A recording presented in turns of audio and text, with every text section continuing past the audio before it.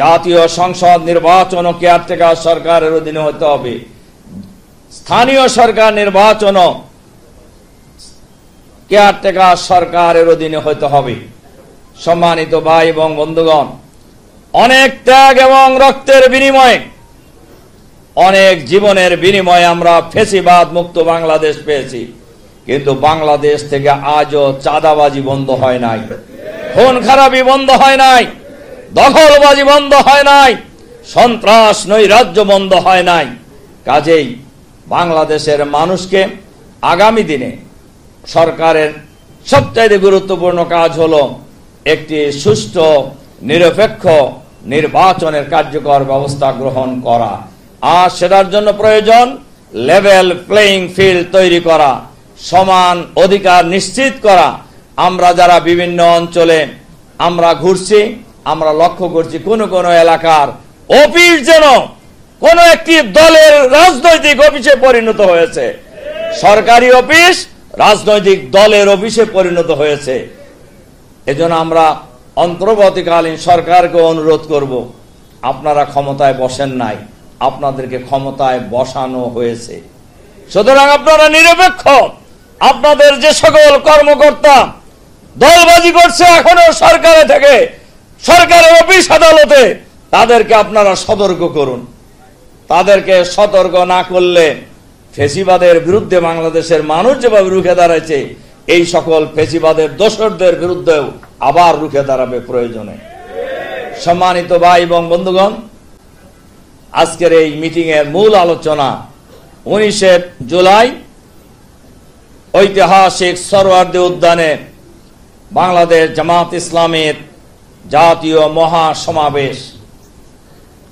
এই জাতীয় মহাসমাবেশ কেন প্রয়োজন হয়েছে আপনারা এটা লক্ষ্য করেছেন।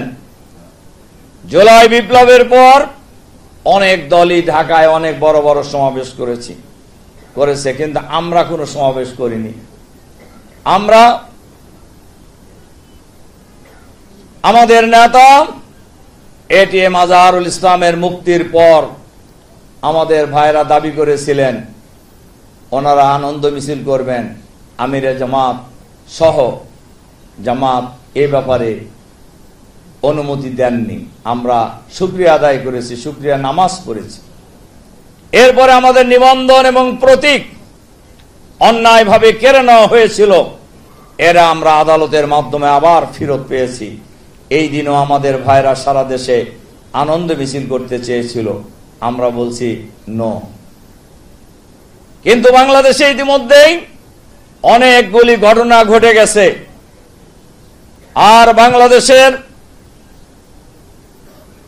5ই আগস্টের পরে জামাত শিবিরের ফ্যাসিবাদ বিরোধী আন্দোলনে ঐতিহাসিক ভূমিকা এবং ফ্যাসিবাদের পতনের পর আগামী দিনের নতুন বাংলাদেশকে ঢেলে সাজানোর জন্য বাংলাদেশের গ্রামে গঞ্জে শহরে নগরে বন্দরে জামাত শিবিরের লোকেরা নিরন্তর প্রচেষ্টা চালিয়ে যাচ্ছেন জনগণকে নতুন বাংলাদেশ উপহার দেওয়ার জন্য। যার কারণে বাংলাদেশের গ্রামে গঞ্জে শহরে নগরে বন্দরে শাসটল থেকে সচিবালয়ে সর্বত্র আওয়াজ উঠেছে, সব দল দেখা শেষ, এবার দেখব জামাত ইসলামী বাংলাদেশ। সুতরাং এই স্লোগানকে কার্যকরে পরিণত করার জন্য, বাস্তবে রূপ দেওয়ার জন্যই আগামী 19শে জুলাই সোহরাওয়ার্দী উদ্যানে ঐতিহাসিক জাতীয় মহাসমাবেশ হবে ইনশাআল্লাহ। আমাদের নেতৃবৃন্দ বলেছেন সোহরাওয়ার্দী উদ্যানে জনসমুদ্র হবে। আমাদের নেতৃবৃন্দ বলেছেন শুধু সোহরাওয়ার্দী উদ্যান নয়, ঢাকা মহানগরী হবে আগামী দিনে মহাসমুদ্র ইনশাআল্লাহ। কি বলেন, করা যাবে না? এটা এজন্য আমি সম্মানিত দায়িত্বশীল ভাইদের কাছে অনুরোধ রাখতে চাই, সোহরাওয়ার্দী উদ্যানের আগে আমরা কিন্তু বড় সমাবেশ করিনি, এটা আপনারা নিজেরাই জানেন। আপনারা দাবিও তুলেছেন, কিন্তু সংগঠন রাজি হয় না, আমিরে জামাত রাজি না হওয়ার কারণে আমরা সেটা করি নাই। এটা আমাদের কাছে একটা বিরাট সুযোগ। কি বলেন? এটা একটা বিরাট সুযোগ। এজন্য কয়েকটা অনুরোধ আমি আপনাদের কাছে রাখতে চাই। প্রথম অনুরোধ হলো, ঢাকা মহানগরীর অলিতে গলিতে পাড়ায় মহল্লায় সর্বত্রই এই 19শে জুলাইয়ের মহাসমাবেশের প্রচারণা সকল মানুষের কাছে পৌঁছাতে হবে। 2, আমাদের কর্মী সমর্থক বন্ধু সচেতন ভোটারদেরকে সাথে নিয়ে আগামী 19শে জুলাই সোহরাওয়ার্দী উদ্যানে আমরা মিছিলে আমরা হাজির হব ইনশাআল্লাহ। ওই দিন শুধু জনসমুদ্রই হবে না, ঢাকা মহানগরীর অলি গলি হবে মিছিলের মহানগরী ইনশাআল্লাহ। আমরা আগামী 19শে জুলাই আমরা এমন এক পরিবেশ তৈরি করতে চাই, যে পরিবেশের মধ্য দিয়ে বাংলাদেশের মানুষ ইতিমধ্যেই বাংলাদেশের মানুষ যেভাবে জামাতকে তাদের আপন জন হিসাবে নিজেদের দল হিসাবে গ্রহণ করেছে, আমরা আগামী সোহরাওয়ার্দী উদ্যানের মহাসমাবেশের মধ্য দিয়ে এমন এক দৃষ্টান্ত স্থাপন করতে চাই, বাংলাদেশের ইতিহাসের সর্ববৃহৎ মহাসমাবেশ হবে 19শে জুলাই ইনশাআল্লাহ। আমরা কি এরকম একটা সমাবেশ করতে পারি না? এই সমাবেশ করতে হলে ঢাকা মহানগরীর দায়িত্ব সবচাইতে বেশি। ঢাকা মহানগরীর উত্তর দক্ষিণের দায়িত্ব সবচাইতে বেশি। ঢাকা মহানগরীর উত্তর দক্ষিণের সকল শ্রেণী পেশার দায়িত্বশীলদের দায়িত্ব সবচাইতে বেশি। আমরা গুরুত্বও দিয়েছি। আমরা মহাসমাবেশ বললেও আমাদের মেইন উপস্থিতি আমরা করব ঢাকা মহানগরী থেকে। আমরা আশেপাশ থেকে, বিশেষ করে 2 মহানগরীর লোকদেরই আমরা বিশ্বাস করি ঢাকা সোহরাওয়ার্দী উদ্যান শুধু নয়, ঢাকা মহানগরী হবে জনসমুদ্রের মহানগরী ইনশাআল্লাহ ইনশাআল্লাহ। কাজেই আমরা যার যার জায়গা থেকে পাড়ায় মহল্লায় আমাদের ভাইদেরকে সংগঠিত করার মধ্য দিয়ে, আমাদের সমর্থক ভোটারদেরকে সংগঠিত করার মধ্য দিয়ে, বন্ধু বান্ধব আত্মীয় স্বজন পরিচিত জন সবাইকে নিয়েই আমরা আগামী 19শে জুলাই সোহরাওয়ার্দী ময়দানে আমরা উপস্থিত হব ইনশাআল্লাহ ইনশাআল্লাহ। কাজেই এখন সম্মানিত সংগ্রামী ভাই এবং বন্ধুগণ, জুলাই বিপ্লব এই বাংলাদেশে একক কোন দলের কোন বিষয় ছিল না, এবং এটা সত্য।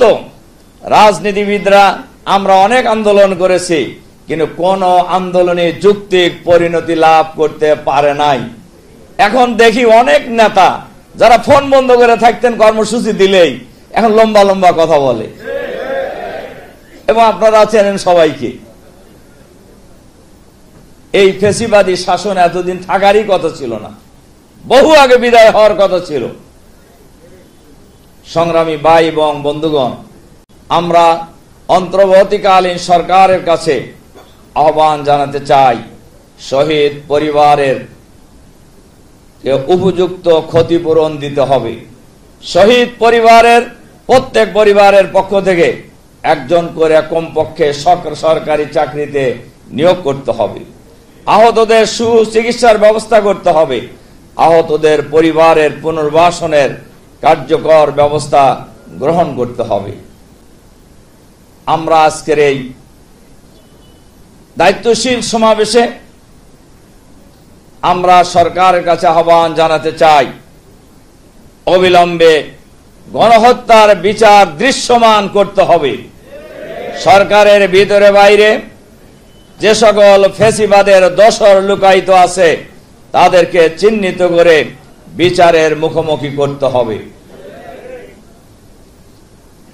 প্রয়োজনীয় সংস্কার করে আগে স্থানীয় সরকার নির্বাচন, এরপরে জাতীয় সংসদ নির্বাচন দিতে হবে। আমাদেরকে অনেকেই জিজ্ঞাসা করেন যে খান ভাই, আপনারা স্থানীয় সরকার নির্বাচন আগে চান কেন? আমাদের বক্তব্য খুবই পরিষ্কার। দেশ স্বাধীনতা লাভের পরে এই 54 বছরে যত নির্বাচন হয়েছে, কোন দলীয় সরকারের অধীনে কোন নির্বাচনী নিরপেক্ষ হয় নাই। এজন্য আমরা বলেছি